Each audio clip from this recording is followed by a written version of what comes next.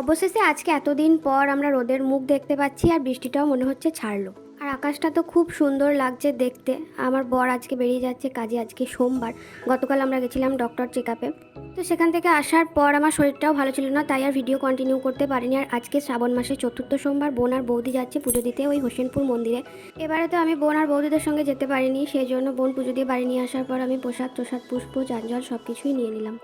আমি ভিডিও করি মানে এই নয় যে আমি খুব বাজেভাবে ভিডিও করি, সেটা তোমরা তো দেখতেই পাও। আমি নর্মাল যেমন থাকি সেইভাবে ভিডিও করি, বা আমি প্রেগনেন্ট বলে কোনো প্রেগনেন্সি নিয়ে সব সময়তেই কোনো কথা বলি সেসবও কিছু বলি না। তা সত্ত্বেও কিছু মানুষ এমন চর্চা শুরু করে যেন আমি খুব খারাপ কাজ করছি, আর তাদের কথা শুনেই আমার মনটা মাঝে মাঝে ভেঙে যায় আর আমি ভিডিও করা বন্ধ করে দিই। আমি ভিডিও করছি মানে ভালোভাবেই ভিডিও করব, মানে সবার সম্মানের কথা ভেবেই ভিডিওটা করব, মানে এমন কিছু খারাপ ভিডিও করব না যাতে তাদের সম্মানে আঘাত লাগে। চলো, এসব কথা বলতে গিয়ে আমার ডক্টর কি বললো না বললো সেটাই তোমাদের সঙ্গে শেয়ার করা হলো না। এর পরের ভিডিওতে সেও তোমাদের সঙ্গে শেয়ার করবো।